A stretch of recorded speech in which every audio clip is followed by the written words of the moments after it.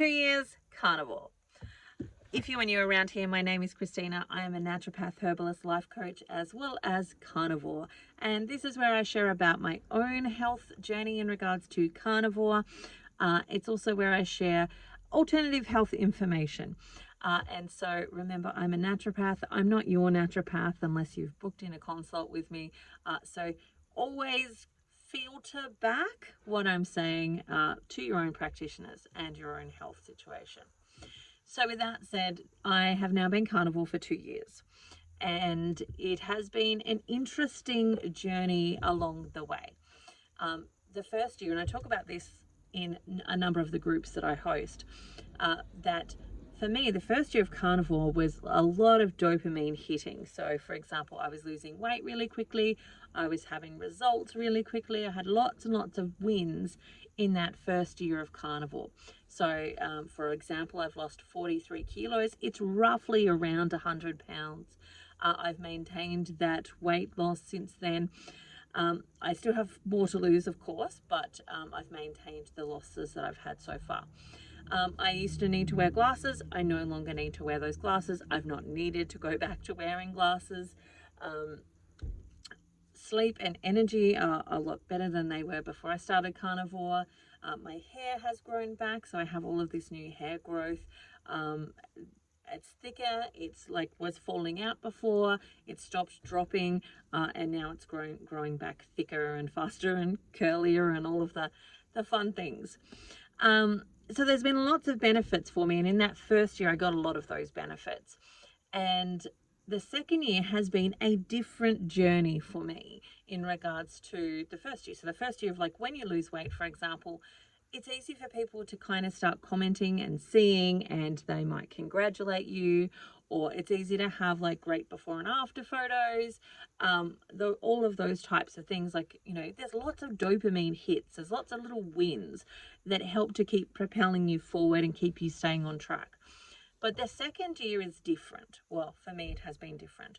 And that is that there's less of those dopamine hits. There's less of those wins in regards to losing 43 kilos. Like, you know, during that time, it's like, I've lost 5 kilos, I've lost 10 kilos, I've lost 15 kilos, I've lost 20 kilos. Like, you know, there's a lot of kilos there that give you lots of dopamine hits. There was lots of new things, like being able to wear clothes that I couldn't try on before.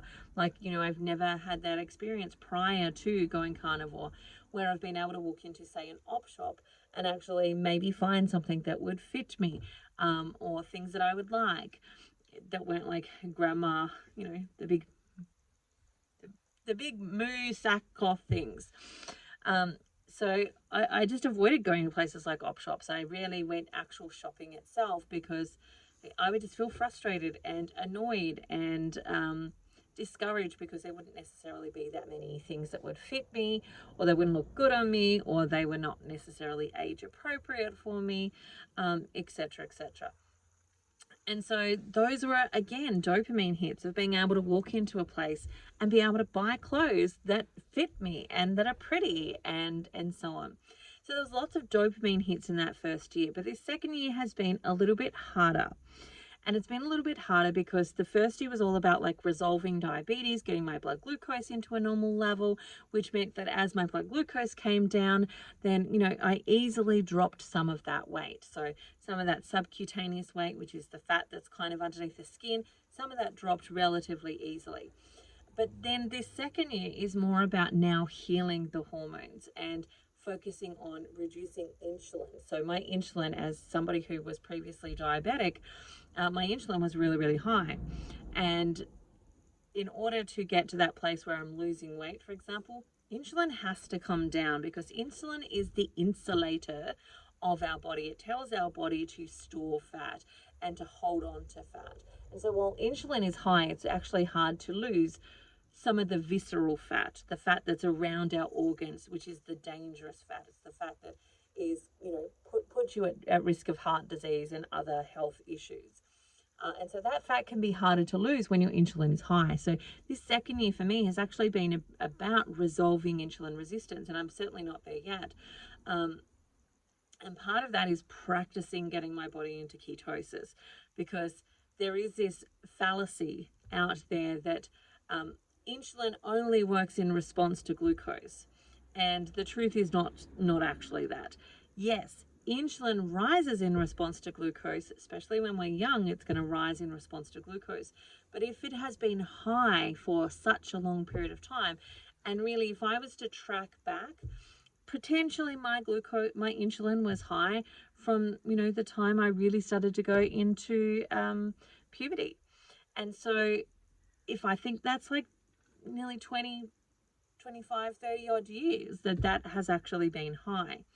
And so I can't expect that just by dropping my glucose for 1 year, that suddenly that insulin is going to come down. No, it's been used to producing a large amount for a long period of time. And now I need to train it to stop producing that large amount. And so that fallacy of like insulin only is up because glucose is up is actually incorrect, because yes, that's how it starts. But if you've got metabolic health issues where your metabolism is out of balance, your metabolic system is out of balance, your hormones have been out of balance for a long period of time, then insulin stays high because it's used to producing this amount, even though the glucose is not as high as it used to be. And so what happens is you're going to convert some protein into glucose so that your glucose actually comes up to match those insulin levels. And this year for me has been that process of untangling that web and really starting to get my insulin to come down.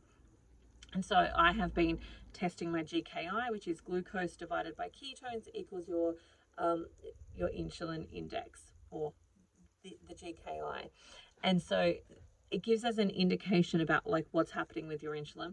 The other is I've tested my fasting insulin. And so after a fast, my fasting insulin is quite good. And the fasts that I'm talking about are not water fasts. They're usually, for me, they're going to be a fed fast, because a water fast rises my glucose, keeps my insulin high, whereas a fed fast can lower my glucose and lower my insulin, or lower my insulin and then my glucose can lower with that as well.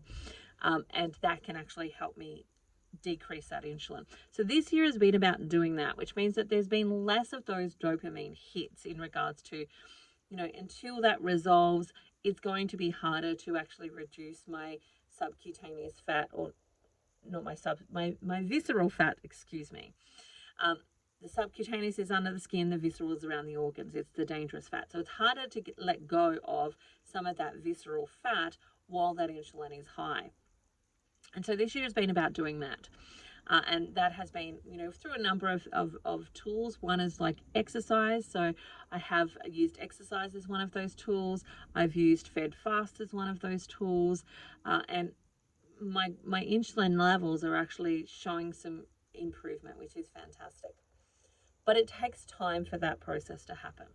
And so the other part of the year 2 journey for me is because there's less of those dopamine hits of like the rapid weight loss and like I don't need to wear glasses anymore, like big things resolving themselves. There's less of those. That doesn't mean that there isn't little wins as well. But the big ones are the ones that give you like that big dopamine hit. And the little ones often are, I'm just going to wait and see if that's actually a thing or not, whether that's resolved or not. Because it's, it's little. So maybe you only get it every so often and you've just noticed that maybe you haven't had that symptom for a while.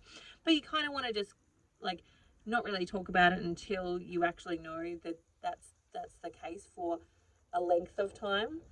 And so there's less of those big dopamine hits around there. And so one of the things that I discovered for myself in this second year, and it's probably, again, for me, as I walk through this journey, the more I understand the challenges in a greater level of depth that people have when it comes to long-term weight loss. And so this second year, less dopamine hits, so there's less of that like propelling you forward type of hormonal energy there. The other part of that is when food is your addiction, which it has absolutely been for me. When food is the thing that you've been distracting yourself with, and then you take it away, so you remove like some of that. So for example, I don't have fruit, I don't have bread, I don't have candy. Like there's all of these foods that have been dramatically taken away from my drugs of choice process. What it leaves you with is all the emotional stuff. Like all the things that you were using food to disguise or hide from, all the things that you were using food to distract you from. Like, I'm just going to eat this instead of thinking about how I actually need to heal and forgive and let go and, look at some of the things in my life that maybe I'm not so happy with and maybe I need to change and so on. Like, it helps you stay distracted from those things. And then when you remove that distraction, suddenly you have to actually deal with those. And so year 2 for me has been, one, insulin resistance, working on that and helping to resolve that. And I'm certainly not there yet. But the other part of that is the emotional aspect, like dealing with, even just emotional trauma. Like one of the things that I have talked about with a number of my members in my group is that when you are somebody who is overweight, there's often some emotional reasons why that's actually the case as well. It's rarely somebody's been feeding you and you had no choice and that's all you had to eat. Like, it's rarely that type of situation. It's more a situation of feeding emotions but hiding something. So for example, a lot of women have had experiences within their youth, maybe when they were going through puberty, right, where there was some male attention that was uninvited and didn't feel safe, and it made them feel bad about their bodies. And so one of the protective mechanisms is to hide our bodies. So how do we hide it? We insulate it. We insulate it with excess fat. And that's one method that women use. Like, you may have been through some sexual abuse, you may have been through some sexual trauma.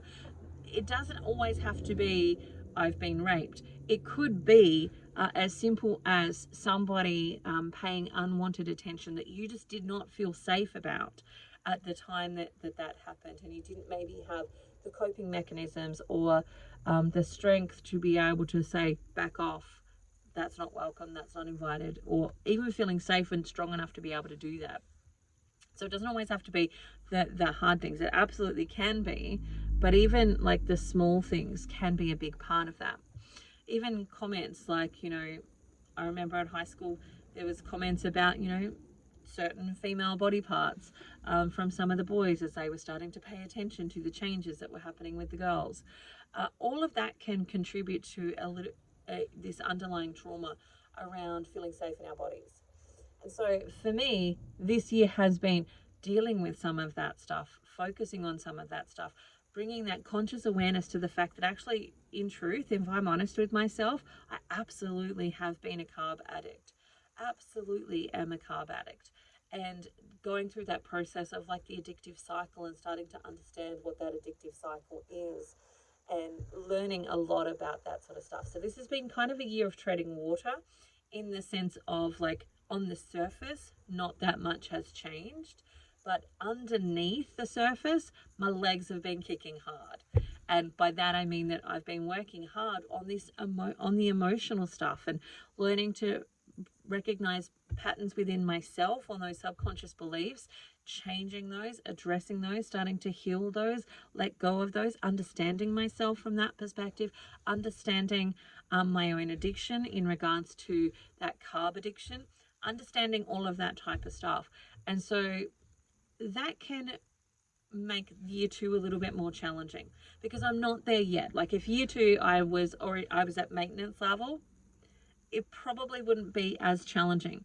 But because I'm not at maintenance level, I've still got like another 30, 40 kilos that I'd really like to lose. So I'm only halfway up my mountain. And from that perspective, I can still see that there's a massive mountain to climb. And I'm only, like, the progress that I'm making is not visible progress. It's internal, invisible progress. But the invisible progress has to take place in order to actually make the visible visible. And so that can be, again, like, it can be a challenging thing for us, especially because part of what we're untangling is, like, I haven't lost any more weight.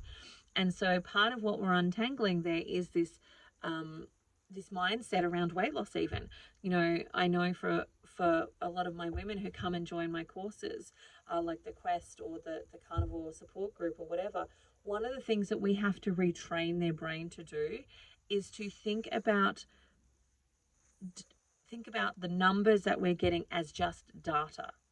So for example, I weigh myself every day. It's part of what I actually do. Research suggests that those who weigh themselves daily have better outcomes with long-term weight loss, in the sense that they often are more likely to achieve their goals, and they're more likely to maintain and keep that off.